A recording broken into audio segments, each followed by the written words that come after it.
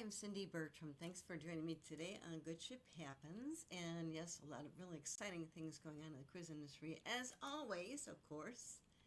And new ships coming out, ones that just came out, and of course, new ships being built in 2026 that will debut too. So thank you for joining me today on Good Ship Happens. And one thing that came up too is Virgin Voyages. That is actually Sir Richard Branson's cruise line. The fun thing is, he had never even been on a cruise ship before, came up with the idea, and they just got their new ship actually on early this week, I think on Tuesday, which is really, really kind of fun. And the fun thing is, of course, it's called Virgin Voyages, not Virgin Cruise Lines, Virgin Voyages. And the fun thing is, when he came up with the idea, they decided to actually debut their first ship out of Port Miami. Okay, it was really kind of great to watch the coverage. And what happened was Richard Branson landed at Port Miami. His meeting with the port authorities right there is really fun too, because they did a preview of different things he spoke. The fun thing is, of course, Richard Branson doesn't wear ties. Okay, but he was talking first, and the Port Miami people were there too. They had ties on, etc. And he has a jacket on, of course, no tie. But anyway, he took a quick break, and then the gentleman were speaking from Port Miami. What Richard Branson did was he took out some scissors and cut off their ties. It was a hysterical video, real video, okay? And of course, he never even been on a cruise ship before and decided to launch Virgin Voyages. He has Virgin Airlines, of course, too. But anyway, so what they do is they call their cruise guests sailors, okay? Not cruisers, sailors. I had a chance to actually see their first ship in 2021 in the fall, Scarlet Lady. She was arriving from Europe over to Port Miami. It was a Sea Trade Cruise Global Conference. It was held later on that year rather than the spring, but I got invited to be on the ship and evening on the ship till about 1 o'clock in the morning. It was fantastic, and that was, of course, we were getting through COVID-19, and we had to actually go through a fast pre-COVID-19 test, pass the test. Got on the ship. It was amazing. What they did was, that was their first ship, Scarlet Lady, and their new ship, the Brilliant Lady, just made her debut, which is great. She actually made her debut in Portsmouth, United Kingdom, and it's their fourth ship in the series, which started, of course, with Scarlet Lady in 2020. She actually came over to sail in 2021, which is great. Then followed by the Valiant Lady, which debuted in 2022, and the Resilient Lady in 2023. And with their new ship, the Brilliant Lady, I love the name, isn't it pretty? She's got new shows, new dining concepts, and also some slightly smaller cabins that allow them to passage through the Panama Canal too, which is great too. And they just made some big announcements too. As far as their shows, I'll tell you what, when I was at the Scarlet Lady that evening, it was amazing. What they do is they don't have main dining rooms. Different dining rooms, different restaurants. You can actually pick one, have there for dinner. It was really great. I mean, amazing food, cuisine, and of course we had one place to go for that evening show. It was fantastic, amazing, energetic. Also, what I liked too was, if you like ice cream, who doesn't like ice cream? Well, they have an ice cream parlor. It was called Lickby Till. Okay, I love it. But anyway, they just announced she's going to be sailing across the ocean to New York, and then she'll have some showcase events before she sets sail on her mermaiden voyage to Bermuda on September 5th. That's really kind of cool, isn't it? They're calling it her mermaiden voyage, okay? And Bermuda is fantastic. I had a chance to go there a long time ago. It was just amazing to go to Bermuda. Beautiful place. And what they do is they don't let people that go to Bermuda rent cars, okay? But it's fine. Also, they do have pink sand beaches. Yes, the sand is pink. Beautiful places to go to. I would love to go back. It was just amazing because the ships that sail to Bermuda usually sail from New York, so I was there a long time ago, but just fantastic that the Brilliant Lady is going to be sailing out of New York to Bermuda on September 5th. As far as the new shows, they mentioned they've got two new shows. This is really kind of funny too. One of the new shows is called Murder in the Manor, okay? And then Up with a Twist. How funny though. And the one is a murder mystery theme show but and then they've got it's a ride of 80s music, big hair, energetic dancing, colors all wrapped up in an hour of fun. And of course, they've got how fun! I like the name of that show. Isn't it funny? Okay, Murder in the Manor. Okay, and then with up with a twist is immersive supper club event, and it comes with a surcharge. But the fun thing is, the fee covers 2 hours of entertainment and a three-course meal. Every dish is paired with a cocktail, and some people reviewed it too. They said that they just said it was really, really fantastic too. So fantastic too. And also they've got some of the things they mentioned too. Like I said, it's just great as far as immersive entertainment. And you walk around the manor, you just chat with the cast, which is kind of fun too. Also, we got Razzle Dazzle. That's the first vegetarian restaurant at sea, which debuted on Scarlet Lady, and it becomes Rojo by Razzle Dazzle, which is kind of fun, isn't it?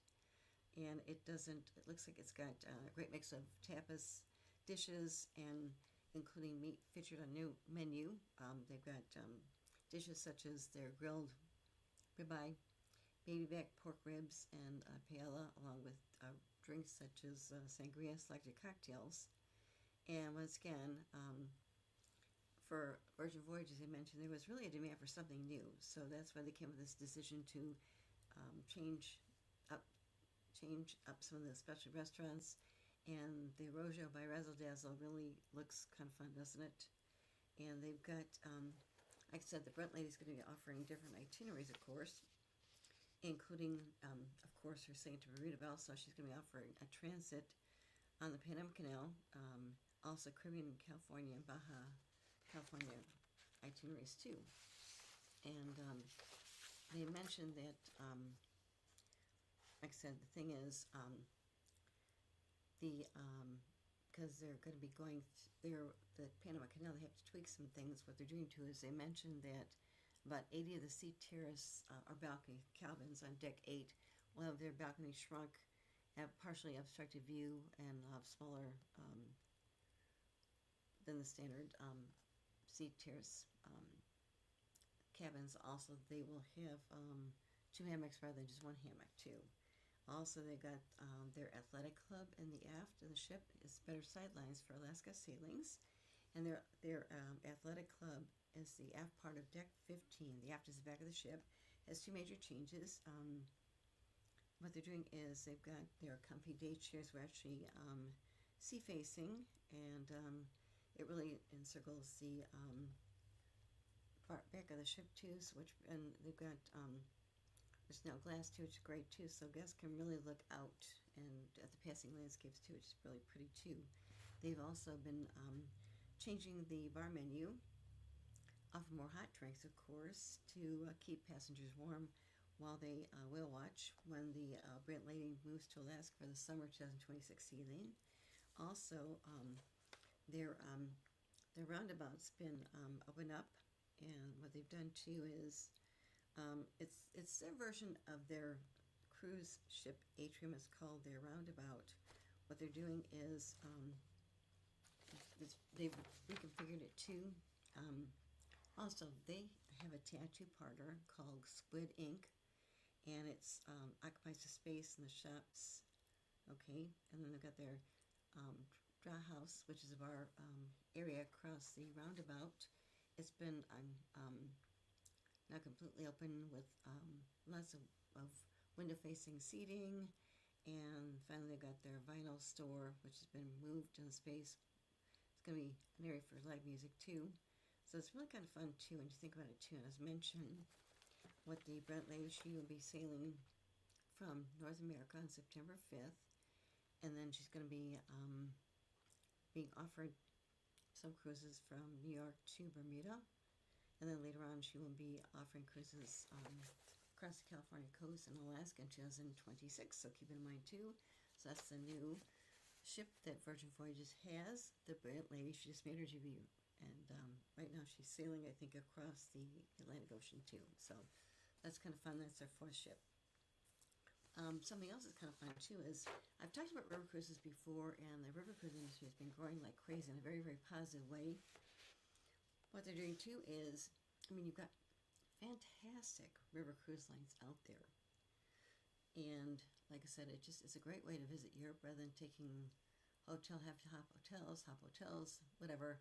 And with river cruising over in Europe, it just seems like a phenomenal opportunity to really kind of see Europe in a really personalized way too. Plus the ships are small, they navigate the rivers, and we've got some phenomenal cruise lines. Of course, AMO Waterways is one. They were around 23 years, and there's a lot of growth in that area too, because with AMO Waterways, they just launched this year their first new ship, which is sailing on the Magdalena River in South America. They're adding their second ship there this fall, I think, but it's the first time they've done that. It looks fantastic. I've written about it, which is great, and they've got new ships coming out too. Plus, they have for different areas of Europe. Plus, you know, they also sail on the in Egypt too, which is great. Different areas too. So keep in mind too. But something else that came up too is Celebrity Cruises. Okay, which is well known. They've been around since, my gosh, I think probably late 1980s. When Celebrity Cruises first started, they were part of the Chandler's family, and I had a chance to put some clients on one of the other ships for the other cruise line, and I got a chance to see their new ship when they launched the Horizon. They flew into New York. It was fantastic. I follow Celebrity Cruises. They launched the new ship, which is gorgeous, and had partnered with a really, really fantastic chef, Michel Roux. I met him later on. But then over the years, what they've done too is they've got new ships coming out. Of course, new ships coming out this November, which is great. But also what they've done too is they just announced Celebrity Cruises is going to be launching Celebrity River Cruises, okay? And this is going to be debuting. It's their European River Cruise is going to be debuting in 2027. And what's great too is they announced that they're going to be opening bookings right now. They will give priority to deposit holders who are Captain's Club Zenith members. And also, what's great too is guests can actually add a pre or post cruise stay in Prague or Budapest when booking, which is great because once again, if you're flying over to Europe, it makes more sense, obviously, to fly the day before. I suggest that because sometimes, as we know, flights can get canceled. It's been kind of crazy out there.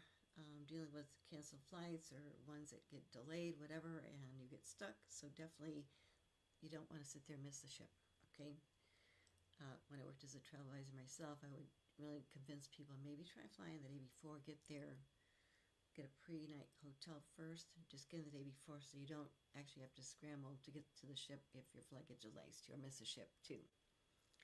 And what's great too is with Celebrity Cruises, their innovative ships with their river cruising are going to have land experiences unlike others, and as a plan as far as sailing on Europe's iconic Danube and Rhine rivers, they're really going to be adding more too. They previously announced that their first itineraries will really play on the Danube and Rhine rivers, but they've also signed to order 10 ships which are going to be modeled after their Edge class ocean ships, okay? And also, what's great too is their first ships are going to actually debut in Danube in 2027, okay? With special holiday sailings on the Rhine River, which is great too. Also, they announced that children that are as young as 4 years old will be able to sail. Passengers ages 4 through 18 must stay in the cabin with their adult. And if travelers want to book their own cabin, they have to be 18 years or older, okay? And what they're doing too is, what they're going to include, of course, with their Celebrity River Cruises is they're going to be offering one excursion per port, also free Wi-Fi, alcoholic drinks that can be included in the fare, and they're going to be sharing more about this too. Because once again, the idea that came up too is with Royal Caribbean Group CEO Jason Liberty, he mentioned that about half of Royal Caribbean's guests were really had experienced or intended to take a river cruise. So this really kind of, I think, opens up another channel for them to do too, which is great.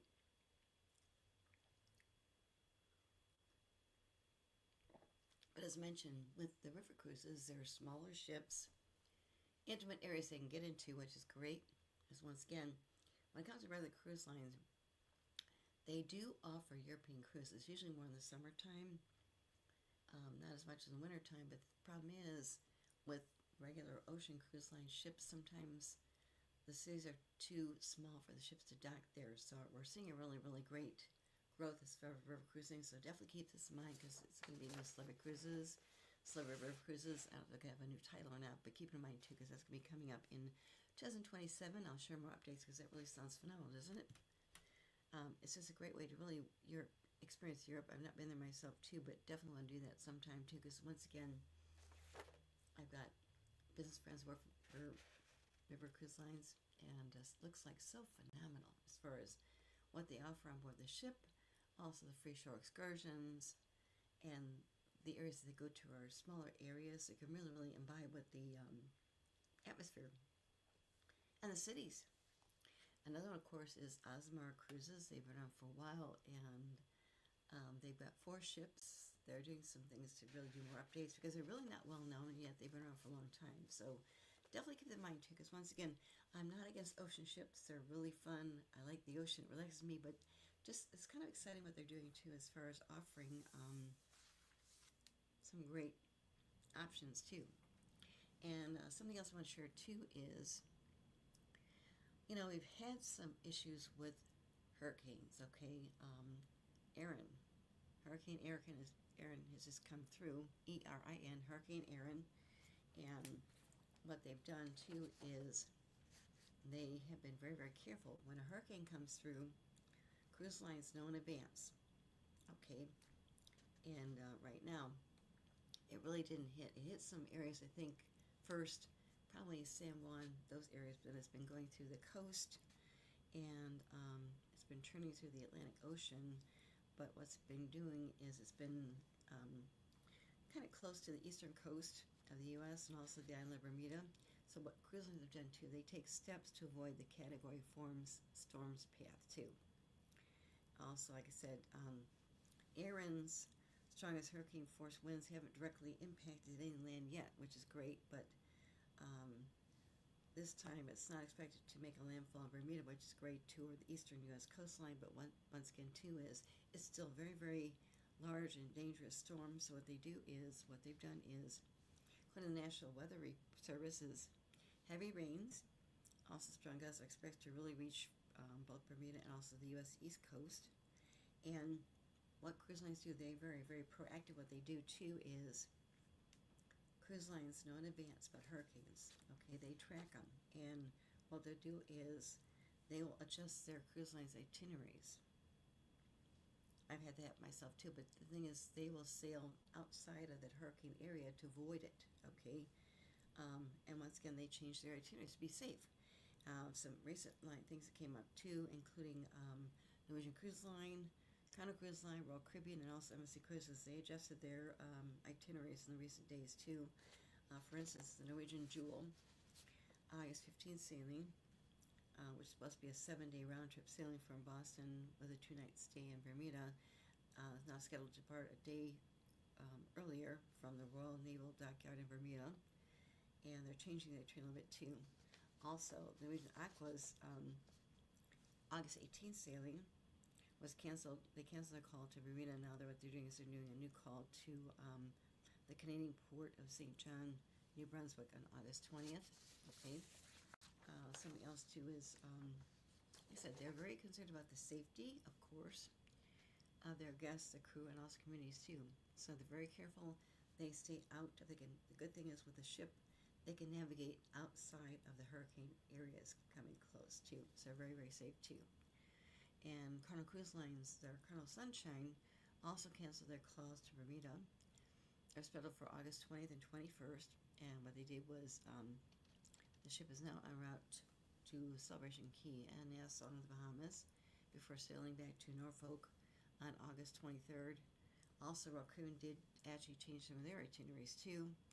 And some of their itineraries that are impacted as far as Erin's path include,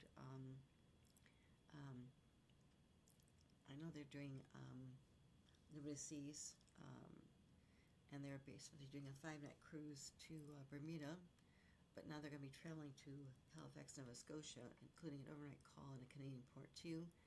And also I know that Vision Seas, which was going to be doing a 9-day round trip voyage from Baltimore, was recently rerouted to avoid Bermuda. Instead, she's going to be stopping at Port Canaveral and doing other things too. Other cruise lines with Royal Caribbean, of course, too, what they're doing is ships affected by Hurricane Erin's path include Freedom of Seas, which sailed to Nassau a day earlier than scheduled on August 19th. Utopia of the Seas did skip. It's called to Nassau on August 19th. Spent a day at sea. Also, Harmony Seas, which they replaced their Perfect Day at Coco Cay for a day at sea, and also Symphony of the Seas is going to skip Nassau on August 20th, and it'll stay on sea too. And also, I know that Celebrity Cruises, their Celebrity Beyond actually skipped their originally planned call to Perfect Day at Coco Cay and just spend a day at sea too. So once again, what they do is they work with meteorologists too, and they monitor the progress of Hurricane Irwin, and they made itinerary changes that need to be very, very safe too. So once again, it's good to know this too, because people need to know that too, because once again, cruise lines, what's great too, the benefit is they can actually navigate in different areas outside of where the hurricanes are going through too. So to be very, very safe. And the thing is, it's just, they're being safe. I had that one time, I was supposed to be doing a cruise and hurricane was coming through, so we skipped and we did a completely different itinerary. But once again, the cruise lines are being very, very safe to protect people. We need it more than ever too. So we need that more than ever.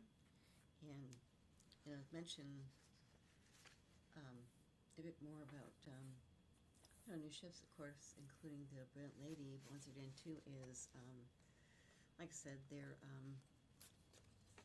this is their 4th ship, as mentioned, and they've just mentioned it's not the end of their story, so to speak. It's just beginning too, and that's great too, because once again, it's really fantastic what they're doing too. Unlike the shows they're doing, of course, to mention Murder in the Manor, okay, and it's just it's an entertainment offering. They've got high energy supper clubs. They got dining with immersive performances too, and these editions really reflect what Virgin Voyage is doing as far as continuing to really evolve the onboard experience with new and repeat clients too. Also, they made substantial changes to their existing ships during dry dock periods too, including new venues like Lucky Lotus by Razzle Dazzle on their Scarlet Lady. Okay, also they modified different areas too, which is great too for the guest experience too. And once again too, as far as Virgin Voyages, their brand itinerary really is an emphasis on their human connection, okay, which is great too. And what's really fun too is, as far as the people work on board the ship, what's great too is Virgin Voyages mentioned 70% of their ship's current crew members have completed 5 or more contracts, period. And what they mentioned too is Nathan Rosenberg, who is fantastic person, and he's actually he's their CMO, Chief Marketing Officer. But he mentioned what they've done is they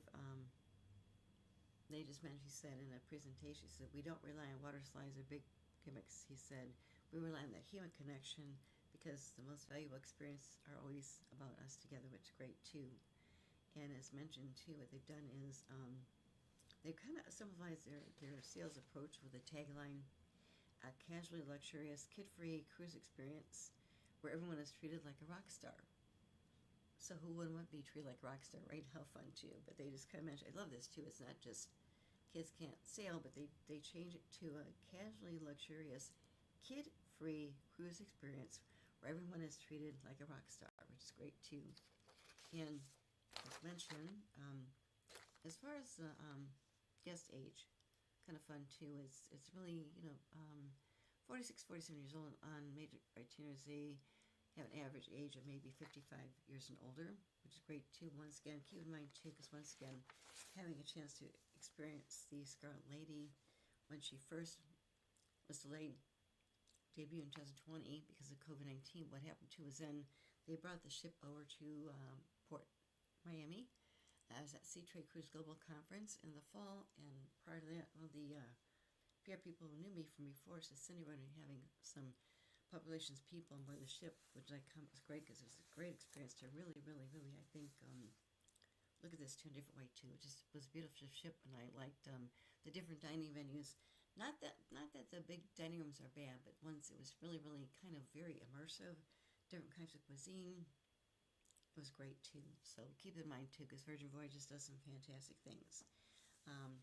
Something else that I mentioned before was Royal Caribbean's new ship, Star of the Seas, was just christened, okay, which is great.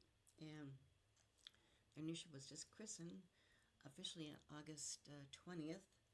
And their new ship is called Star of the Seas, which is great.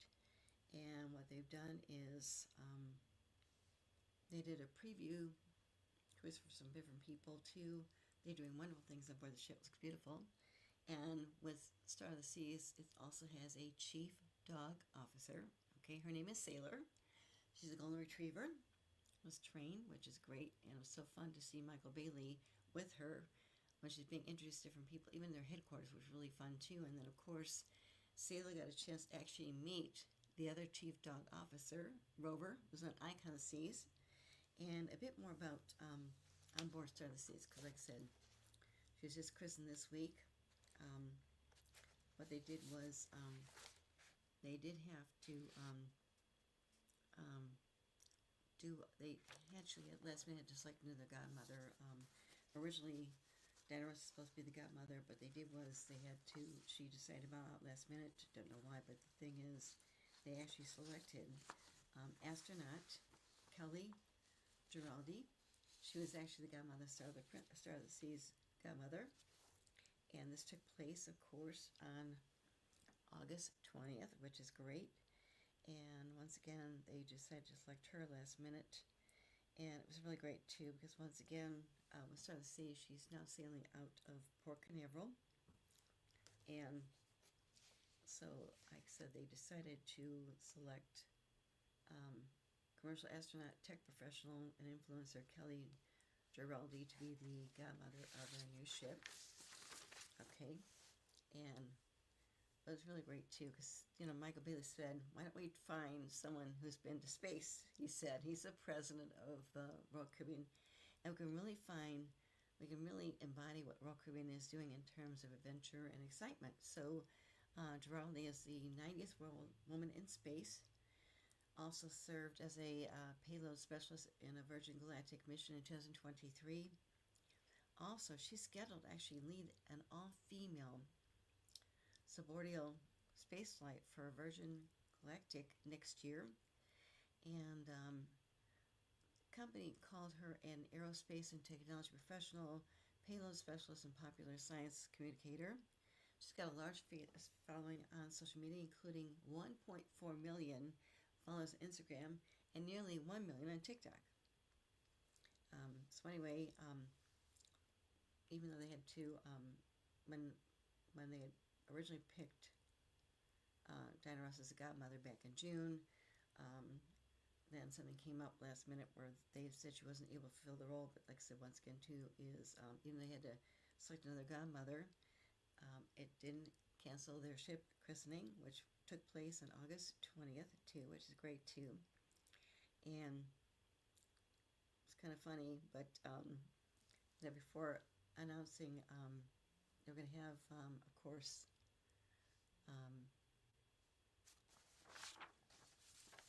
the new godmother, astronaut Kelly. Michael Bailey mentioned, he joked, he's the president of Royal Caribbean, somebody has suggested Sailor, I got a golden retriever as a Star's chief dog officer to be the godmother, and Michael Bailey said, I thought that was a great idea, but I was on my own. So anyway, they did select the actual godmother, of course, Kelly Giraldi, who was the astronaut, and she christened the ship on Star of the Seas, which is sailed out August 20th, which is great too. And as far as about Star of the Seas too is a bit more about the ship. Okay, it's a large ship. It is a sister ship to Icon of the Seas. It's huge. Okay, it's really it's compares to Icon Seas, which is the biggest cruise ship ever built. Okay, but what they did was it's like their second Icon class ship, and the other thing is it has a family-friendly Surfside neighborhood on deck 7, and can enter through Central Park on deck 8. I'm sorry, via stairs or a dry slide. Also, deck 7 past the aft bank of 12 elevators, or from deck 6 between entrances to the Adventure, Ocean, and Playmakers. And all three entries actually pass a colorful 3-deck flamingo that serves as a surfside landmark and meeting point 2. Also, escalators connect deck 2 gangway to deck 4 Casino Royale, and also your deck 5, which is the Royal Promenade throughout the middle of the ship too. So people can actually go from deck 2 to 8 without having to go forward and aft, essentially, which is great too. And it's really fun too, because once again too is Category 6 Water Park has Espero Island neighborhood. I just had a chance to download some photographs, which I'll be using in a article I'm writing right now. It looks really great too. Plus, really fun too is they've got their Swim and Tonic Swim Up Bar. Yes, the Swim Up Bar they mentioned is going to be fun too. It's a great place to cool off and mingle, which is kind of fun. Also got more space spread available on their Royal Bay pool with in-water loungers. Yes, how fun. You don't see the regular pools, do you? But this is like an in-water loungers. How fun. Also, they've got their showstopper remains their Infinity Edge Hideaway pool in the aft adults only section. And they mentioned one tip is bring a hat because there's no shade, okay, to block the Caribbean sun. Hideaway is not the most exclusive pool on Star. That would be the Grove in the Suite neighborhood. It's for suite guests only, and that's where a pool and hot tub flank a dedicated bar and also a fresco dining area too. They've got their water park, Category 6 water park, remains unchanged. It's got really kind of funny too. Their frightening Bolt water slide. It's built as the tallest drop slide at NC, and how fun too. Then they've got some other things that came up too. Is they've got 5 of its slides in action.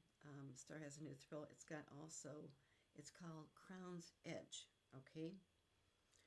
I have some friends, business friends, actually on the pre-christening sailing of Star of the Seas. They posted photographs and videos of themselves doing it. Okay. It's called Crown's Edge, and people are in a harness. Of course, they walk across a giant Royal Caribbean logo on a deck high path, and then what they do too is the logo, okay, ends at a breakaway platform. Without warning, the platform drops, leaving people dangling over the water as you zip back around the logo to the starting platform. And it was kind of funny too. As friends that did it, they shared the videos. It looks really kind of scary. I don't think I could do it, but it's actually kind of fun to see what it's called. It's actually called Crown's Edge too. So you should walk first. You've got you're very safe, of course, but you're in a harness, okay? And you walk around first, and all of a sudden, the breakaway platform, without warning, the platform drops. So you dangle over the water, and as you zip back around the logo to the starting platform too, which is kind of fun too. I don't think I could do it, but for some people that I know that did that, they liked it too. So something else too is their Aquadome now features 3 new eateries. They got their Cochina, I think it's Cochita for Latin American fare, Pig Out Barbecue for brisket and pulled pork, also a Mai Tai for pad thai and beef panyan, and they've got a food hall, of course, too. It's got expansive views, layback field too. They've got also portion sizes and limited menus in their 5 stalls. They've got their creme de la crepe their Festa Mediterranean or Icon holdovers. And people can try different cuisines too, which is great too, including La Cucina's Cuban sandwich. And like I said, the Aquadome really enables Royal Caribbean to really kind of offer different cuisines too. They've also got different entertainment options, which I think is kind of fun. And one is called, of course, Back to the Future, the musical. And it really captivated the live audience, which is great too, and special effects, which is great too. Also, they got their ice skating show. It's called Soul. Is made its debut in the ship's Absolute Zero venue. Okay, it was Latin country pop hits, of course. Also, at Parque Coco is their private outline, but once again, too, it can actually, the ship's docked right there too, which is great too. And what's great too, even though the ship is the biggest ship ever built, including Icon, it offers a lot of wide promenades and pools and really interconnected neighborhoods, which is really great too. So it looks really kind of fun too. I haven't a chance to see it yet, but I will be writing about it too. And of course too is they've got, of course, another ship coming out in 2027. It will be coming out next year called Legend of the Seas. That's going to be their next Icon class ship. And they got a 4th Icon class ship coming out in 2027. And then they got a 7th Oasis class ship due out in 2028. They're working on their small class ships, including 2 on their Discovery series too. And once again, kind of fun too as far as Royal Caribbean. As mentioned, their company, Celebrity Cruises, is launching Celebrity River Cruises with the first 2 ships that are going to be expected to enter service 2027. And then they plan to ramp up 4 ships in the next 2 years too. So it's kind of fun they're offering that too. So once again, as far as different destinations, of course, they've got their Royal Beach Club Paradise Island, which is going to have the largest swim-up pool too. And like I said, what's really great too is different things they're doing too. Also, they're doing another island too. It's going to be called Perfect Day Mexico, opening in 2027. It's going to include actually the longest lazy river and the world's largest sombrero, a bowl water slide, and of course several different swim bars too. It's great too. So once again, just great things coming up too, and new ships coming out, and it's kind of fun that Celebrity Cruises is going to be launching their Celebrity River Cruises too in 2027. So that's good too. Something else I want to share too is as far as cruise lines, it's really interesting how ships are built. Okay, because once again, when the cruise industry really started, oh my gosh, it was probably officially late 60s, early 1970s. The ships were very small, and then cruise lines really started to ramp up building their new ships. But how a cruise ship is built today is really fascinating. You don't think about it, but how they're built today, it's amazing what they do too. So I was actually able to find a video that Royal Caribbean shared about how cruise ships are built, and we'll share that in a minute too. But just how fun a cruise ship is being built, what's involved too. You don't think about it because once again, it really is a lot of technology, and it's great too.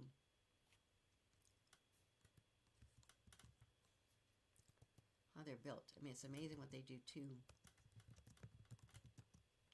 But it's actually how cruise ships are built. And this is one that Royal Caribbean just actually shared recently. It's just fascinating too. I just love watching it. Because once again, we don't know about how cruise ships are built now too, but it's really get an idea what they do as far as their key laying, other things they do too, how they build the ship, put it together. It's really great. And we're going to show that video right now, which is great.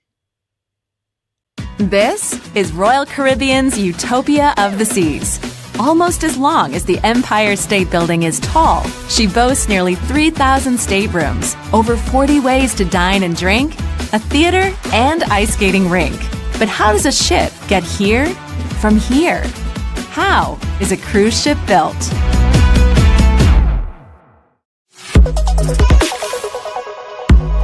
It all starts off with culture. And in our culture, in our DNA, is waking up every day, dreaming and innovating about what the future experience could look like. The first step in creating a phenomenal family vacation is ideation. When we start from the very beginning, it's always just who are we trying to attract here?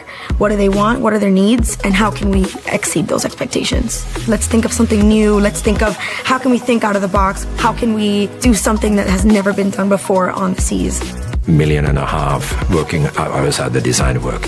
Taking the conceptual design and build that into detailed design and workshop plans and so on. The team works with one of 3 shipyards, depending on the size of the ship. As we have delivered the design, all the specifications, the shipyard and their turnkey partner are executing towards our design vision.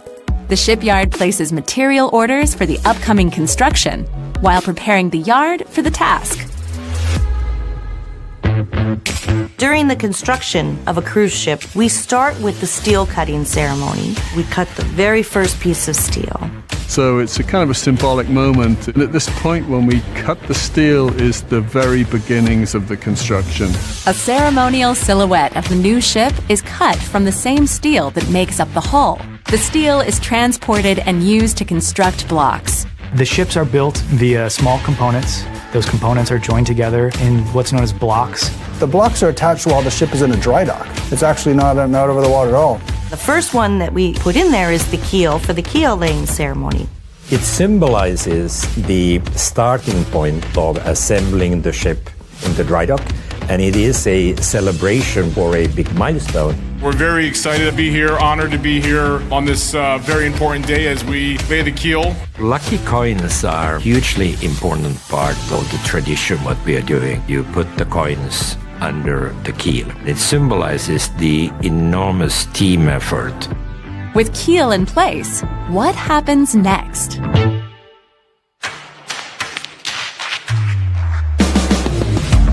Blocks are prefabricated off the dock and then brought in and lifted and assembled almost like a big puzzle. 1 year to prepare this, build these blocks. The second year to weld them together and put the big components into that.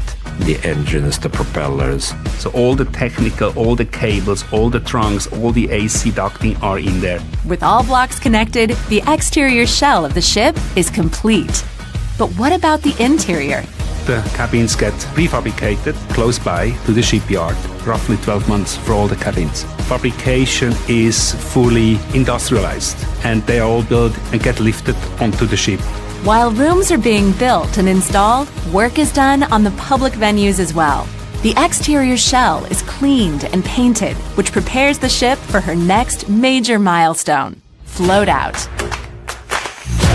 The float out is really, to me, the culmination of putting the ship together in pieces. The ship really looks like a ship. And it has a bow and it has a stern. They fill the dock with water, and so the ship actually lifts and floats for the very first time. So it's a very critical point in the ship's life as she leaves the dock for the first time.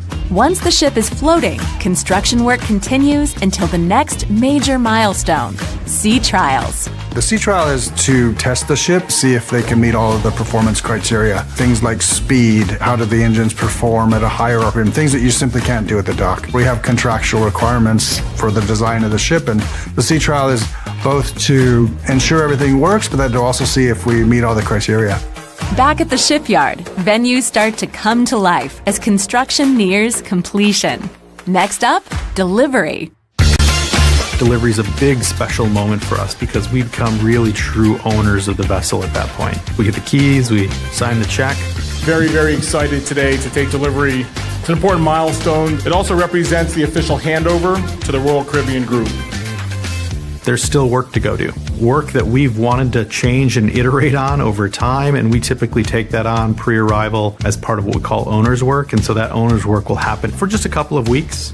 We need to get the artwork in. We need to get some of the signage elements into the ship. We also do sometimes some more complex changes. The construction work is done, the furniture is loaded, and all the technical commissioning has happened. So when you turn on a switch, the light comes on. All venues are cleaned, fully furnished, and stocked. The ship is finally ready for her first guests. It is a super exciting time. There's a huge amount of pride, there's a lot of excitement, there's a lot of anticipation.